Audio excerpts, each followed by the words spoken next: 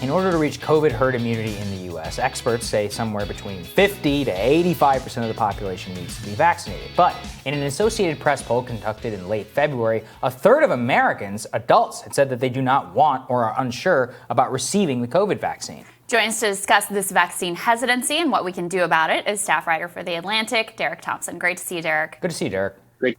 Good to see you guys. It's worth noting, those numbers have improved. Fewer Americans are saying that they're worried about taking the vaccine or completely opposed to taking the vaccine. Talk about who has shifted into the yes, I'll get the vaccine camp and who still remains hesitant. Yeah, I think actually this is a great way to frame the debate because it helps us disentangle what is sometimes discussed as a monolith of vaccine hesitancy. Vaccine hesitancy is many different things felt by many different communities who sometimes have basically nothing in common. So, for example, last year when we first got the first polls about vaccine hesitancy, it seemed like the groups that were most hesitant included non-white Americans, Black Americans, Hispanics, American Indians, and Republicans.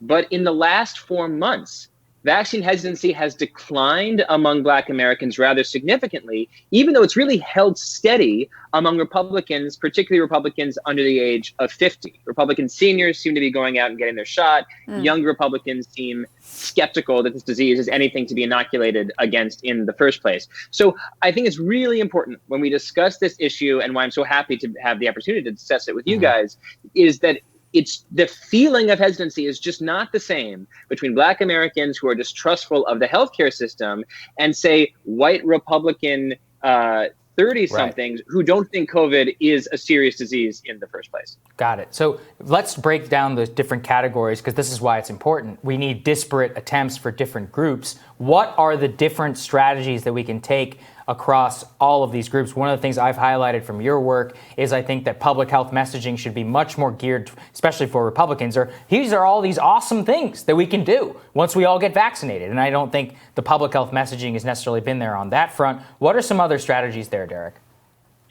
Let me talk about 3 categories of strategy. I'm going to talk about cost-benefit analysis. I'm going to talk about something that psychologists call motivational interviewing. And then we're going to talk about social media companies last. So first, cost-benefit analysis. This is, I think, a media problem. I think the media has done a terrible job explaining the costs and benefits of these vaccines. We've made the vaccines seem very costly by printing headlines like, I saw this NBC headline, I think on February 5th, that was like, 58-year-old woman dies 5 days after taking vaccine.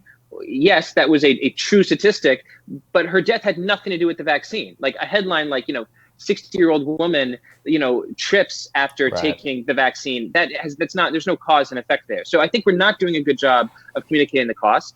And we're not doing a good job, I think, of communicating the benefits. These vaccines are extraordinary in their effectiveness at eliminating severe illness. That's why so few people were hospitalized 4 weeks after taking the Moderna vaccine, the Pfizer vaccine, the AstraZeneca vaccine. These are all really, really good vaccines.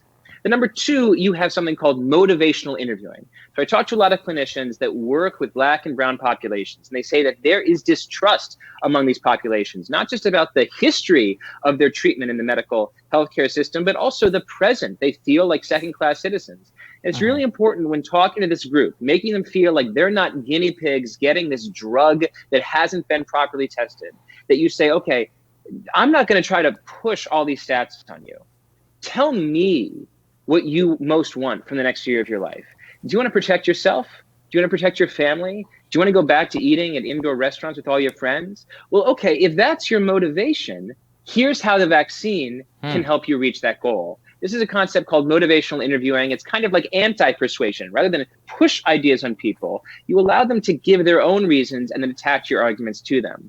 And then finally, we have sort of the social media company side of this. A lot of disinformation, a lot of misinformation, not just bad NBC headlines, but, Bill Gates is putting his little nanoparticles in the drugs so that he can control us with the robot armies and all of this.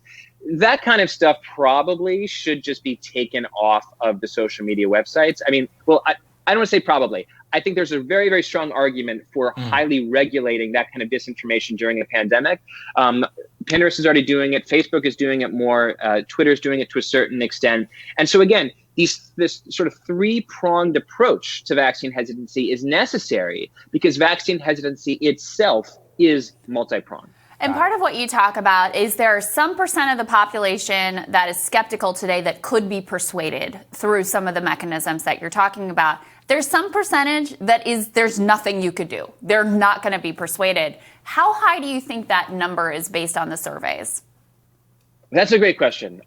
First, while I think about what exactly that number is, and I filibuster a little bit, I do want to say that I think your question is exactly right. Like, I think that sometimes there's like a media fallacy that any problem must have a solution. I feel like there is a solution to vaccine deliberation among Black and brown Americans who are in a deliberate wait and see mode about the degree to which this vaccine works in their communities. I think there are answers to that problem. If the problem is there are 25 and 35-year-old Republicans or right-wingers who are talking on Facebook about how this vaccine is a Bill Gates nightmare and COVID-19 doesn't exist anyway, I'm not going to tell you that I think that there's like an easy solution to that. Like, I don't know how to change 10 million people's minds about a full-blown conspiracy theory. So what percent are we looking at? Unfortunately, young Republicans, who are a pretty sizable part of this country, I think are going to be pretty hard to reach. We should try to reach them through media, but they're going to be pretty hard to reach. You know, that might be 10, 15% of the population. But I do think that there's maybe this other 10, 15% of the population that isn't really vaccine hesitant or vaccine denialist, but rather vaccine deliberate. They are waiting to see if this thing works. And the good news is it seems to work very, very well. So I can speak. I know actually a lot of young Republicans probably do watch this show. I've gotten a lot of heat for pushing the vaccine, really just drawing in some of the benefits of the public benefits that we could all derive from it. Here's what I hear most common, Derek, which is that we can have herd immunity from natural anyway. I'm a young person. The effect of getting the vaccine may be worse through over my lifetime than getting COVID. So why should I get it? At the best good faith level, that is what I hear. Go ahead. Yeah, the answer, unfortunately, for those people is that logic doesn't make any sense. And here's why it doesn't make any sense. It is true that COVID-19 for someone who's 25 years old is very, very different than COVID-19 for someone who's 85 years old. On that point, we are in full agreement, and the CDC statistics bear this out completely. But the thing about a pandemic is that it's never just about your illness. It's about your potential to pass on this illness to more vulnerable people.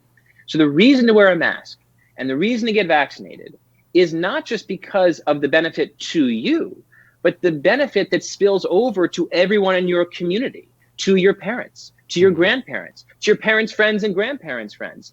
We are nodes in an interconnected system through which this pandemic wants to spread. So just do your job and shut down the node.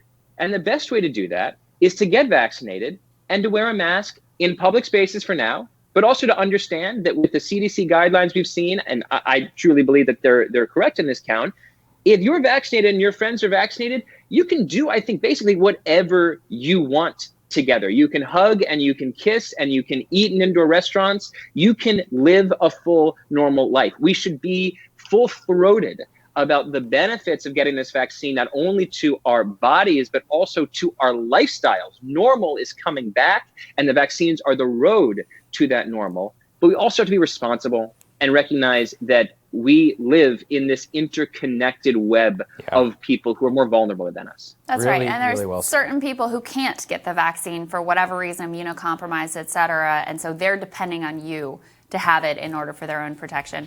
Derek, very well said. Thank you so much. Great to see you. Thank you, Derek. Thanks so much. Absolutely. And we'll have more Rising for you after this.